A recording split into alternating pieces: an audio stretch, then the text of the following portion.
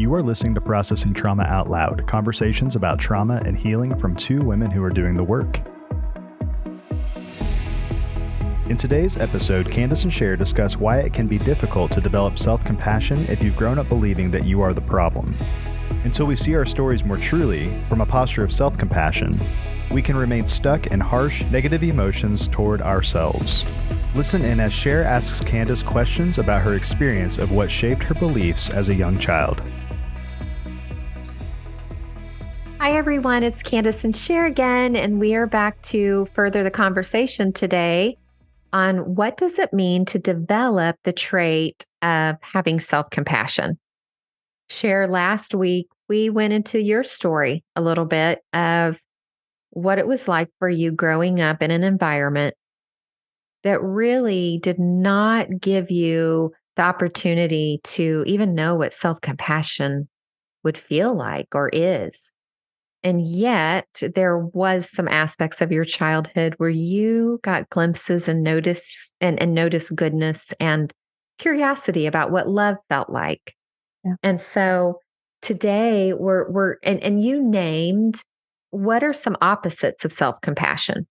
And you identified pretty strongly with just the self-contempt, hating yourself. Today we're going to look at a little bit of, why is it so difficult to develop self-compassion or to have self-compassion? It feels like it would be something like you can read a book and say, oh, now I can be self-compassionate. And we hate to break it to you. If that happened to you, hallelujah. But we hate to break it to you. It's usually a long, hard, and good journey. We've talked about this before a lot, about the limbic brain and just about how, for me, I think I grew in understanding so much when I began to study the brain, and how I always thought of the brain as pretty much as being the prefrontal cortex. You learn information, you get a strategy, you exercise discipline, and you make the needed changes. Like that's what the brain was all about. And I would try to do that. And so learning about the limbic brain and how it stores all of our experiences and all of our perceptions and all of our emotions and all of our beliefs, that we have this part of our brain that is very powerful, that actually trumps the prefrontal cortex. We talked a little bit last week about beliefs. And so what I believe about myself is my reality. And that's stored in my limbic brain. And so even when I read a book about self-compassion or having self-compassion, that is prefrontal cortex. And so that learning that information is important. For sure it is. And I need to and hear about it and learn about it. But until I enter the arena of where my deepest beliefs are held in the context of my experiences and how I perceived those experiences, until I enter that arena, I cannot change the things that I most want to change. And so that's where we get stuck in these cycles of repeating behavior over and over and over, even behavior that we desperately want to change. It just seems like we can't change no matter how hard we try. We have to get into the context of what's going on in our limbic brain. Well, we have to get into the context of what happened then, and then the changes and shifts come by what we experience now. So this is where the new neural pathways are formed. And I'm just kind of thinking about, and I'm smiling really big if you're watching on YouTube, because there are times, either if it's me and you or the group or whatever, we will all of a sudden get excited and say, I really think that I'm developing a new neural pathway. and we're serious. Like it is. So this is what this looks like. It is when you start to notice that you feel differently, you respond differently, you think differently. There is an interruption or a disruption in the survival pattern, in the coping behavior. And it is those things that you may have learned about, but then you also feel the weight of, I have all this knowledge. Like, and this is what you were saying. I have all this knowledge. Why in the hell do I keep going back into these patterns, behaviors, thoughts, whether that is self-contempt, other contempt, or both? Yeah. And so the self-compassion piece in this is we want to say there's a reason why. Yeah. And that reason isn't because you're a lost cause, because you're too much, because you're not enough, because you're bad, because you're dangerous.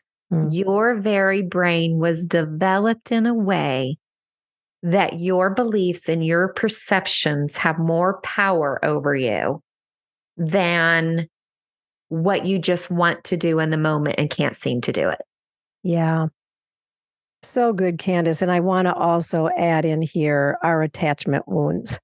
Because when it comes to our relationships as adults, it's like we have such a hard time breaking out of our patterns. And when we can get our hands wrapped around our attachment wounds and bring healing there, that's where then we can experience really powerful change too.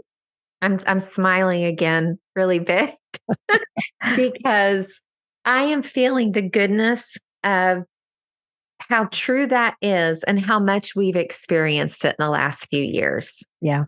And I want to say there's joy there. And yet we can bump into things still. We just have resources now. Right. But I'm also thinking about, I remember when we first started this podcast, I didn't have a lot of self-compassion in this area. I felt I was kind of beating myself up a little bit because I was not a licensed clinical counselor. I felt like because I wasn't so much sure what we really had to say or could offer people. Yeah. I just noticed as you were talking that I love just showing up as two women who are doing the work, who are learning as we go. And we are saying you don't have to have degrees to understand, to put in the practices. We support licensed clinical therapists. We see them at times, we know them, we love them. But the heart of our podcast was to say, we're just two women doing the work. Yeah. And we want to invite you to just be who you are and know that there's resources for you to do the work. And do the work. Like, please do the work. Yeah, yeah. And it's hard. And there are a lot of obstacles, not the least of which are the beliefs that we hold in our limbic brain.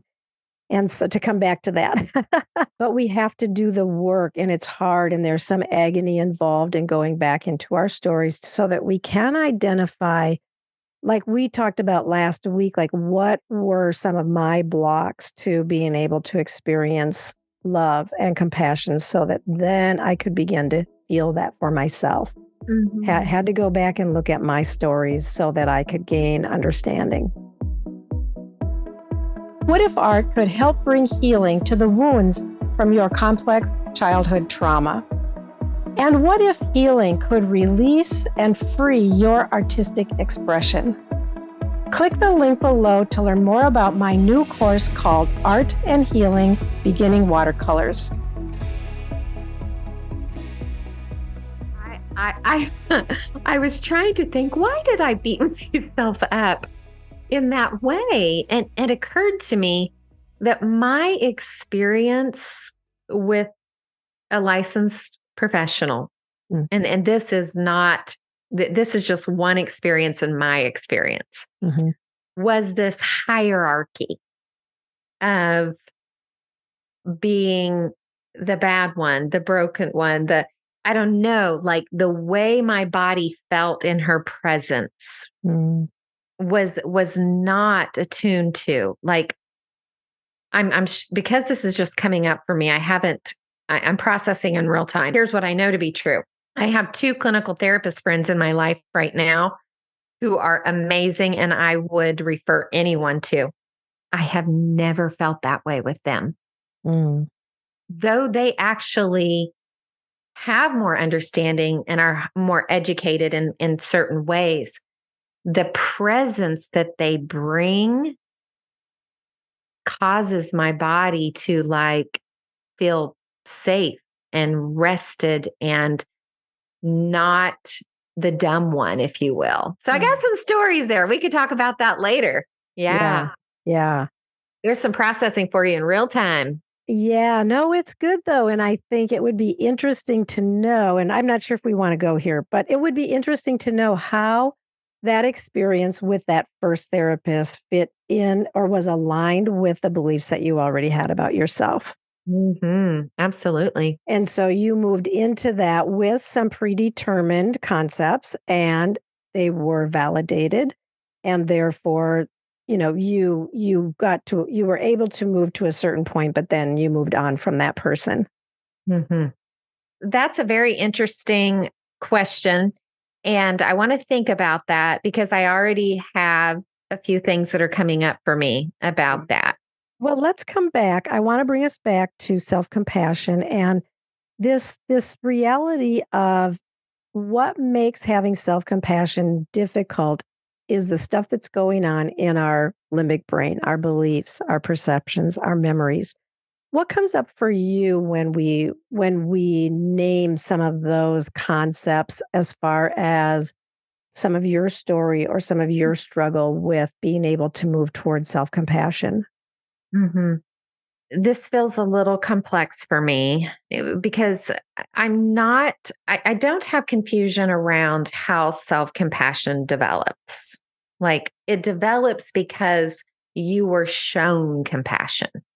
Mm, Okay. You experienced compassion. yeah. We can't give out authentically what we haven't authentically received. Yeah. And I want to say not fully. In my youngest developmental years, I do feel that my body took in and internalized that I was worthy of compassion and love. I know that. But I'm going to say it real quick. It's not about shame and blame. But when my parents divorced, Yeah. not only did that little girl's world turn upside down very quickly, the next move that I had, what shortly after, I moved into a home with a man, my stepdad, that abused me and hated me. Mm, And I've got stories that, can still really get me emotional today because my story work coach, when she started hearing my stories, it's like becoming a widow as a young child. You knew love, you tasted love, and then it was gone. yeah. And so, even though it wasn't gone in the sense that who I experienced that from was my dad, it became every other weekend, you know. And what I was mostly experiencing that time Mm, was the abuse of my stepfather. That became, like I said, more complex, but she helped me understand what that would have been like for that little girl. I like to explain it as my world went dark. yeah. The light was on, the light was shut off, and I spent years trying to get reoriented to my new reality. Wow. Yeah. Yeah. And can you identify what did that experience then how you had known love, you had known compassion, and then when it was taken away and you were put into this context of harm and abuse and harshness, how did that alter your belief system about your worthiness to receive your worthiness to be loved? Well, I became the problem. Yeah. Yeah. The problem was me. So you bought into that lie. Oh, yeah. I internalized that if somebody wasn't happy around me, It was my fault. And I lived with an alcoholic, angry stepfather. Yeah. I became very powerless, very voiceless, and very hopeless. Mm. And there's other stories involved here because then my dad remarried, and there's other stories there, but that little girl was too much. Yeah. She was the problem. And really, I want to say that how I handled that is I became angry. Mm-hmm. I was very angry. Mm-hmm. And though, Cher, I've had people tell me that they didn't experience me as angry, Mm. but I was very angry internally, Mm-hmm. and it would come out at times. You know that I'm writing a memoir right now Oh. about my teenage girl. Yep. Well, my teenage girl held a sense of deep kindness, and she had a part that got into fistfights at times. Yeah. So, one of the very most healing things I've ever done and doing Mm. is getting to know that girl. Yeah, I feel like there's a really strong connection here because I feel like your teenage girl was looking for and fighting for regaining the lost love that she had once known. Well, now I have to write another chapter in my book. This is why we do story work, people.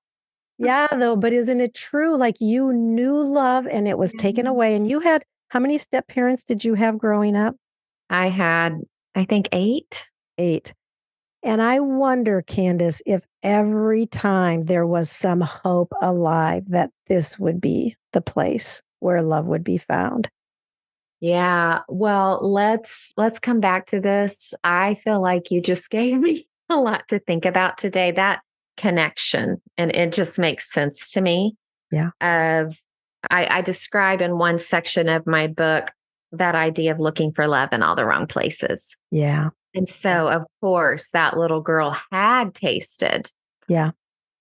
I'll pull us into a little bit of a summary here because I know I put some things on you and you're wanting to connect and I don't want you to lose that either. But what we're really talking about here today is why do we struggle to have self-compassion?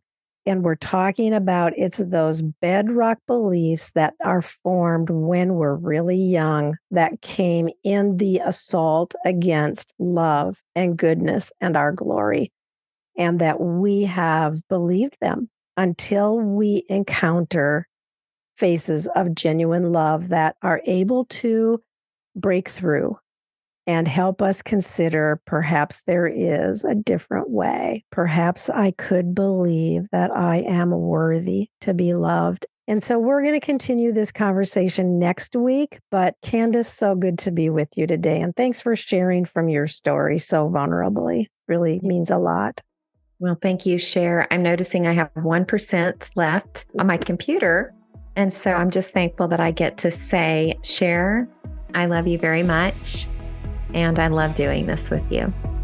Me too, Kandace. Love you so much, and it's an honor.